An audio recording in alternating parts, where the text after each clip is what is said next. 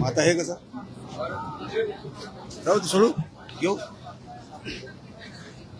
Banner घेऊन आलेला आहात कर्जमाफीची घोषणा झाली मात्र कर्जमाफीचा लाभ मिळत नाही तारखांवर तारखा दिल्या जातात। आज आपण सर्व पाहतोय संपूर्ण महाराष्ट्रामध्ये शेतकऱ्याच्या डोक्यावर कर्जाचं डोंगर आहे।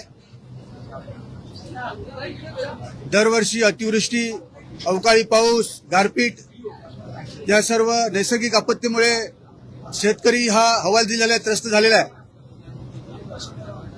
युतीच्या सरकारने मुख्यमंत्री महोदयांनी कर्जमाफीची घोषणा केली। 30 जून पर्यंत पूर्ण कर्जमाफी केली जाईल अशा प्रकारचे आश्वासन आपल्या महाराष्ट्रातील शेतकऱ्यांना दिलं। परंतु आज आपण पाहतोय की अजूनही ही कर्जमाफी झालेली नाही, त्याची अंमलबजावणी झालेली नाही।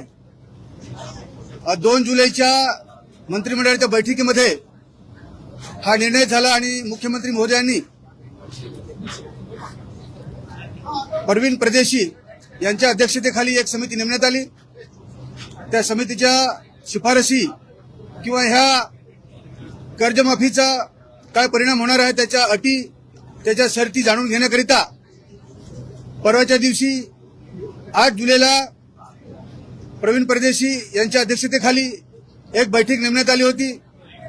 संपूर्ण महाराष्ट्रातील शेतकरी संघटनेचे नेते, त्याचप्रमाणे आपल्या विधानसभा सदस्य माननीय श्री रोहित पवार साहेब आणि इतर विधानसभा सदस्य या परवाच्या बैठकीला गेले होते।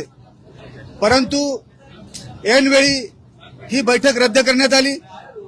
याच्या पाठीमागचे कारण काय की सरकारला शेतकऱ्यांची कर्जमाफी करायची नाहीये का, फक्त शेतकऱ्यांना आश्वासनं द्यायची आहेत का, असं याच्यातून दिसून येत आहे। खरं म्हणजे 2 लाखाची जी कर्जमाफीची जी मर्यादा दिलेली आहे त्यामुळे महाराष्ट्र राज्यातील साधारणतः 2.5 ते 3 लाखाच्या आसपास हा कर्ज माफीच्या ह्याच्यातून शेतकऱ्याला त्याचा लाभ होणार नाहीये।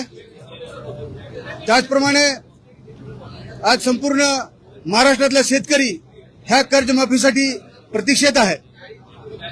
मी आपल्या माध्यमातून या सरकारच्या निदर्शनातून देतो की शेतकऱ्यांची कर्जमाफी झाली पाहिजे, परंतु ही 2 लाखाची मर्यादा न ठेवता महाराष्ट्रातील जेवढे पण शेतकरी कर्जबाजारी आहेत त्या सर्वांचं कर्ज हे सरसकट माफ करून शेतकऱ्याच्या मालाला 1.5 हमी भाव द्यावा।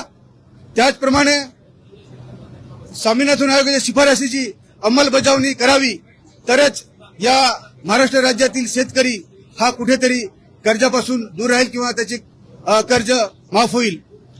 या माध्यमातून या सरकारला मी निवेदन करतो। एवढ्याच्या ठिकाणी बोलून थांबतो। धन्यवाद।